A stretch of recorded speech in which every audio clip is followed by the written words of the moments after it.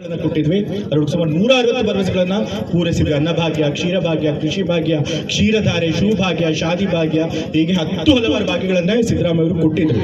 ಈ ಬಾರಿ ಚುನಾವಣೆಗಿಂತ ಮುಂಚೆ ನಾವು 5 ಪ್ರಮುಖವಾದ ಗ್ಯಾರಂಟಿಗಳನ್ನ ಕೊಟ್ಟಿದ್ವಿ. ಅನ್ನಭಾಗ್ಯ, ಗೃಹಲಕ್ಷ್ಮಿ, ಗೃಹ ಜ್ಯೋತಿ, ಶಕ್ತಿ ಯೋಜನೆ ಮತ್ತೆ ಯುವನಿಧಿ ಕಾರ್ಯಕ್ರಮಗಳು.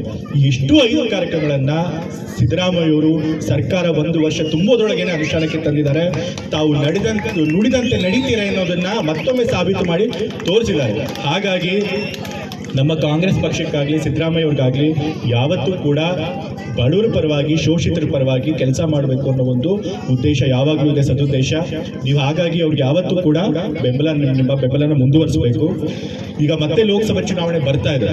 ಈ ಲೋಕಸಭೆ ಚುನಾವಣೆಯಲ್ಲಿ ಕಾಂಗ್ರೆಸ್ ಪಕ್ಷ ಸಿದ್ದರಾಮಯ್ಯ ನೇತೃತ್ವದಲ್ಲಿ ಮತ್ತೆ ಚುನಾವಣೆಯನ್ನು ಎದುರಿಸಬೇಕಾಗುತ್ತೆ. ಆ ಚುನಾವಣೆಯಲ್ಲೂ ಕೂಡ ಸಿದ್ದರಾಮಯ್ಯ ನೇತೃತ್ವದಲ್ಲಿ ಲೋಕಸಭಾ ಚುನಾವಣೆಯಲ್ಲಿ ಅತಿ ಹೆಚ್ಚು ಸ್ಥಾನಗಳನ್ನು ಗೆದ್ದರೆ ನಮಗೆ ಒಂದು ನೈತಿಕ ಬೆಂಬಲ ಬರುತ್ತೆ. ನಾವು ಬಡವರ ಪರವಾಗಿ ಸರ್ಕಾರದ ಹಣ ಖರ್ಚು ಮಾಡಿದ್ವಿ. ವರ್ಷಕ್ಕೆ ಎಷ್ಟು ಖರ್ಚು ಮಾಡ್ತಾ ಇದ್ದೀವಿ ಗೊತ್ತಾ? ಈ ಕಾರ್ಯಕ್ರಮಗಳಿಗೆ ಸುಮಾರು 56,000 ಕೋಟಿ ಒಂದು ವರ್ಷಕ್ಕೆ. ಅಷ್ಟೊಂದು ಹಣನ ಸಾಮಾಜಿಕ ಕಲ್ಯಾಣ ಕಾರ್ಯಕ್ರಮಗಳಿಗೆ ನಾವು ಬಳಸ್ತಾ ಇದ್ದೀವಿ. ಅದನ್ನ ಬಹುಶಃ ಯಾವ ಒಂದು ಇತಿಹಾಸದಲ್ಲಿ ಕರ್ನಾಟಕದಲ್ಲಿ ಯಾವ ಸರ್ಕಾರ ಕೂಡ ಇಷ್ಟೊಂದು ಹಣ ಖರ್ಚು ಮಾಡಿಲ್ಲ ಸಾಮಾನ್ಯ ಜನಕ್ಕೆ ಮತ್ತೆ ಬಡವರಿಗೋಸ್ಕರ. ಇಷ್ಟೊಂದು ಹಣ ಖರ್ಚು ಮಾಡ್ತಾ ಇರಬೇಕಾದ್ರೆ ನಮ್ಮ ಸರ್ಕಾರಕ್ಕೆ ಒಂದು ನೈತಿಕ ಬೆಂಬಲ ಬೇಕು. ಹೌದು, ಜನರ ಬೆಂಬಲ ನಮಗಿದೆ, ನಾವು ಮಾಡ್ತಾ ಇರೋ ಒಳ್ಳೆ ಕೆಲಸಕ್ಕೆ ಜನರ ಬೆಂಬಲ ನಮಗಿದೆ ಅನ್ನೋದು ಗೊತ್ತಾಗಬೇಕು.